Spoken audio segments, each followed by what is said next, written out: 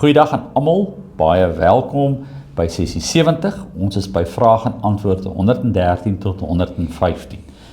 En die vraag is, wat eis die 10de gebod van ons? En dan kom die antwoord, selfs die geringste begeerte of gedagte teen enige gebod van God mag nooit in ons hart opkom nie. Ons moet altyd en heelhartig vyande van die sonde wees en in begeerte tot alle geregtigheid hê. En dan kom die vraag, maar kan die wat tot God bekeer is hierdie gebooie volmaak gehoorsaam? En dan kom die antwoord nee, want selfs die allerheiligstes het solank hulle hierdie lewe is nog maar 'n geringe begin van hierdie gehoorsaamheid. Maar tog so dat hulle met 'n ernstige voorneme begin om nie alles volgens sommige nie, maar volgens al die gebooie van God te lewe. En dan die vraag, waarom laat die 10 gebooie dan so streng aan ons voorhou, as niemand dit tog in hierdie lewe kan onderhou nie? En dan kom die antwoord, ten eerste sodat ons gedurig ons hele lewe, ons sondige natuur, hoe langer, hoe beter kan leer ken, en met groter verlange na die vergewing van sondes en na die geregtigheid in Christus kan soek. En ten tweede, ons moet ons sonder ophou beywer en God om die genade van die Heilige Gees bid, sodat ons altyd meer en meer na die ewebeeld van God vernuwe mag word, totdat ons na hierdie lewe die volmaaktheid as doel bereik. Skalk, dit is baie, maar dit is so 'n mooi antwoord, met 'n klomp vrae. Kan ons dit doen? Nee. En tog dink ons kan perfek lewe. Maar dit help vir ons regtig, maar kom ons praat daaroor. Ja. Kyk, kom ons begin eers by die begeerte gedeelte. Want ek dink, dis vir ons belangrik om te onthou, dat ons omgang met God en God se omgang met ons, het alles met liefde te doen. Sodat God nie net tevrede is daarmee as ons hande aan hom behoort nie, maar hy wil ook ons hart hê. En daarom kan God nie net vir ons sê, jy mag nie steel nie, maar as jy sit en hinker na 'n ander ou se goed, dan is dis alright dat jy nie steel nie, maar dis nie alright dat jy ontevrede is met wat jy het nie. Dis nie alright dat jy syne wil hê nie. Al steek jy dit vir al die ander mense weg, jy steek dit nie vir God weg nie. Met ander woorde, daar is in ons omgang met die Here nie net ons hande en voete en ander dele van ons lyf se gehoorsaamheid op die spel nie, maar ons hart moet aan hom behoort. Want onthou, Jesus het gesê, as jy moet die Here jou God lief hê met jou hele hart en met jou hele siel en met alles wat in jou is, nee? En as ek weet, daar's 'n groot verskil. Kom ek maak dit, stel dit so. Sê nou ek is 'n ou wat hou van regpak. Om die waarheid te sê, dis nou presies wat ek nie is nie. Ja. Maar sê nou maar ek is 'n ou wat hou van regpak. En die kombuis lyk vir my 'n bietjie deurmekaar en my vrou is nou nie daar nie. En ek pak die goedjies reg, nee. Dan het my hande dit gedoen, maar dit was nie vir haar wat ek dit gedoen het nie. Ek het dit vir myself gedoen. Maar sê nou, ek is nou 'n ou wat nie noodwendig hou van regpak nie, maar ek besef sy het 'n baie vol program en haar dinge loop deur mekaar en sy gaan moeg wees as sy by die huis kom en sy gaan nie die tyd hê nie en ek pak die goed reg, dan doen ek dit nie om enige ander rede as net omdat ek haar lief het. Nie, ja. En weet wat is my die mooi van daai? Want ek wil nou vir jou vra, het jy van die begin af dit gedoen? Dan gaan jy waarskynlik vir my sê, nee, toe ons getroud is, was ons maar elkeen ons eie ding gedoen. En dit sê dit so mooi, dis iets wat ons met tyd leer, ons groei. Ons kry voorneme. So ons is nie van die begin af, die dag toe jy getroud is, het al hierdie goed nie net gebeur nie. Jy het dit geleer, dit het vir jou gevra om iets prys te gee. Maar dit het nie by dag 1 gekom nie, dit het in verloop van tyd gekom. Maar die mooi ding is, die liefde glo alles, hoop alles en bedek alles. Ja, kyk, ek het natuurlik van die begin af die soort van goed gedoen. En jy's eerlik nou, want ek het geweet slaaptyd kom aan. Ja, en dan moet sy 'n goeie by wees. Ek kan nie so eerlik wees nie. Ek kan nie jokkie, ek moet erken. Ek moet erken. Maar die mooi ding wat hier vir ons gegee word, is nie in die begin gesê. Hierdie is 'n liefdesvrywillige verhouding. Dis nie 'n gedwonge verhouding nie. Ja. Met ander woorde, wanneer jy in die verhouding is, dan dryf God se liefde jou om na jou beste van jou voorneme te probeer, pogings aan te wend. En al hoe jy dit kan leer, is deur jou skuld te erken. Maar as jy nie jou skuld erken nie, so hier's nou 'n verskil. Ons kan ronddelf, ag, ons is sondig heeltyd, of ons kan aanvaar God se liefde is genoeg, vir ons die ruimte gee, nie net vir my nie, maar vir ander.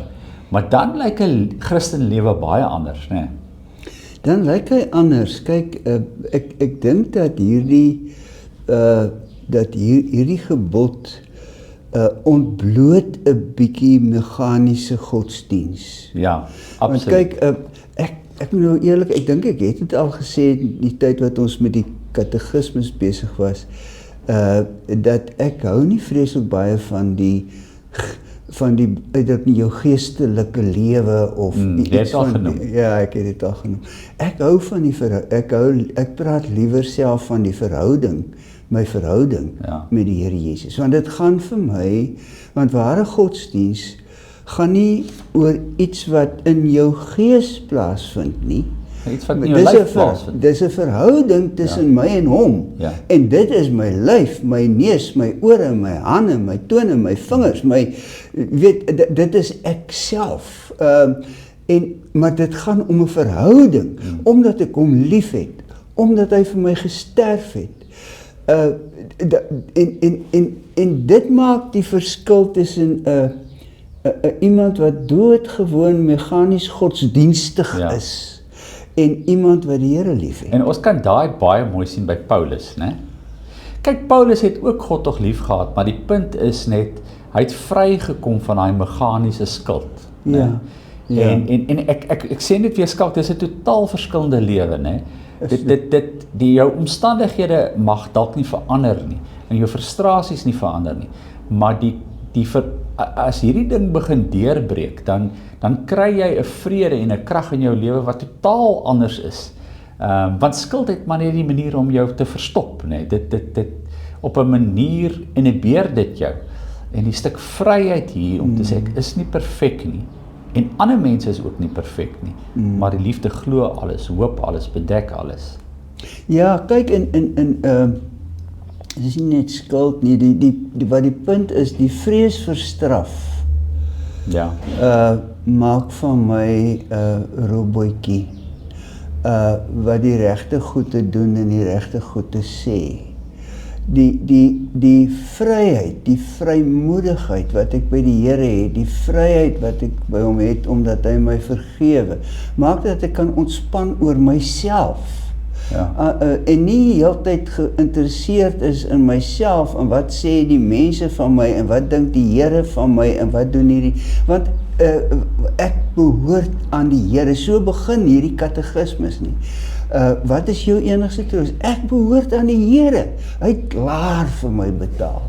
En nou word ek nie 'n godsdienstige mens nie, ek word 'n verhoudingsmens, ek word 'n mens wat in verhouding lewe met hierdie Jesus, met hierdie Vader. Daarom kan ek tot hom bid. Ons gaan nou, volgende sessie gaan ons bietjie oor die gebed begin gesels. Maar daarom, en dit is hoekom gebed ook belangrik is doodgewoon omdat dit lekker is om met hom te praat. Omdat ek my lewe met hom wil deel, soos wat ek my lewe met my vrou deel. So ons sluit die 10 gebooie nou af, dit is 'n pragtige afsluiting. om hom af te sluit met dit. Want wat hy eintlik doen, is hy doen wat, en ons is nou toevallig nou half in Pinkstertyd terwyl ons dit opneem, en die Pinksterfees, die ou Joodse Pinksterfees was ons die gee van die 10 gebooie. En die mooi daarvan is, dit is, as jy in daai konteks kyk, dis vir jou lewensreis. Dis waar jy gaan reis waar jy nog nie kan sien nie. Gee dit vir jou riglyne om by 'n plek uit te kan kom, iewers, jy weet. En weer eens, dit onderstreep iets van daai verhoudingsding, dat ons saam met God reis. Jy arriveer nie in die beloofde land en dan is jy sonder sonde nie. Jy is altyd aan die reis. Die 10 gebooie is soos die katoogies op die pad hier, as jy die ou pad oor die Toeiskloof, waar die mis baie keer is. Jy is te dankbaar vir daai katoogies wat hier in die middel van die pad blink in jou kar se ligte, en vir jou so 'n groen skynseltjie. Hulle help jou om nie in die mis van die kranse af te ry nie. Ja. En ek het so al 'n gevoel dat die 10 gebooie op daai manier werk. Dit is omdat die Here vir ons lief het en hy weet hoe verskriklik seer ons gaan kry as ons hulle oortree. En maar hy wil, maar by dit alles het hy my so lief dat hy my hart ook wil hê. Hy wil my liefde hê, hy wil my dankbaarheid hê, hy wil my emosie ook vir hom hê. En nie net my verstand nie, maar my emosie wil hy ook vir hom hê. So dit help vir ons as ons weer eens hierdie, want ons het baie verstandelik hierdie gebooie ingegaan. Die 10 gebooie uit die konteks uit, en daar is nie net 10 nie, daar is eintlik baie meer. Die hele Ou Testament is vervat in die wet van Moses, maar wat hierdie goed doen is, ons het dit baie legalisties en baie streng benader. Miskien weer 'n bietjie van ons afkeer aan die 10 gebooie gekry en gesê, nee, dis ou wette, dis stupid wette, dis so sê Jesus het die wet en hy het dit kom vervul, hy het die profete en die wet kom vervul, dan sê ons juis, hy het nie 'n streep daardeur getrek nie, maar hy het die bedoeling daarvan vir ons kom oopmaak. So ons sluit nou af met die 10 gebooie, miskien skalk net so gedagte daaroor, toe Jesus dan nou gesê het, ek het nie gekom om die wet of die profete ongeldig te maak nie, maar om hulle volle betekenis te laat kry. Ja, wel in die opsig dat Jesus die kind van God was, wat die 10 gebooie van voor tot agter 100% nagekom het. En hy het dit ook namens ons gedoen. So Jesus se gehoorsaamheid aan die 10 gebooie was ook vir ons, in ons plek. As ons deur die doop, deur die geloof en dan deur die doop aan die Here Jesus vasgebind is, dan is wat hy bereik het ook ons sinne. Hy het nie net vir ons sondes gesterf nie, hy het ook in ons plek die wil van God kom vervul, kom voldoen. Maar daarmee hef hy nie ons gehoorsaamheid op nie, want ons moet mos al meer soos Jesus word. En as Jesus aan die wet gehoorsaam was, omdat hy sy Vader lief het, goeiste, dan moet ons ook aan die wet gehoorsaam wees, omdat ons sy Vader lief het, en ons Vader lief het. En dit is, maar ek leef nou al, hoe ouder ek word, hoe meer leef ek met daai Johannes 15 teks, waar die Here Jesus gesê het, sonder my kan julle niks doen nie. En juist dit is dat my verbondenheid met Jesus, die krag wat hom uit die graf opgewek het, die inwoning van die Heilige Gees, kom gee hy vir my 'n kans om soos hy te wees. Ek gaan dit nie heeltyd reg kry nie, maar ek gaan ook nie ophou nie. Ek gaan nie ophou probeer nie. En die mooi ding wat vir my, wat by my deurgekom het, is so 'n gebed wat ek opgelees het op 'n stadium, wat sê, Here, help ons om meer menslik te wees. En dis wat eintlik wat Jesus doen. Hy kom help ons nie om meer goddelik te wees nie. Al ons glo in God, maar hy help ons op die einde om iets te doen wat binne ons bereik is. En dit is om meer menslik te wees. Die mooi ding is, hy het afgedaal tot op ons, maar selfs laer gedaal, vir die wat nog voel hulle is laer menslik, hulle is nie daar nie. So mooi ding onder ons menslikheid kom inskuif, om vir ons almal te laat besef, jou breekbare menslikheid is versoen. En dit is binne jou bereik, want dit voel net vir my partykeer mense voel dis te ver. Ja, jou gebod sê kan ons dit doen nie, ons kan dit nie doen nie, maar ja. Kom ons kyk na die besprekingsvraag. As die 10de gebod selfs ons stille begeerte en motiewe voor God skuldig verklaar, hoe help dit ons om te onderskei tussen uiterlike godsdienstigheid en 'n hart wat werklik deur die Gees nuut gemaak is? Ja, ons het nou mooi daaroor gepraat. En dan vir die volgende keer, weet God nie alreeds voor ons bid wat ons nodig het nie? Hoekom moet ons dan nog bid? Hierdie is 'n baie goeie vraag.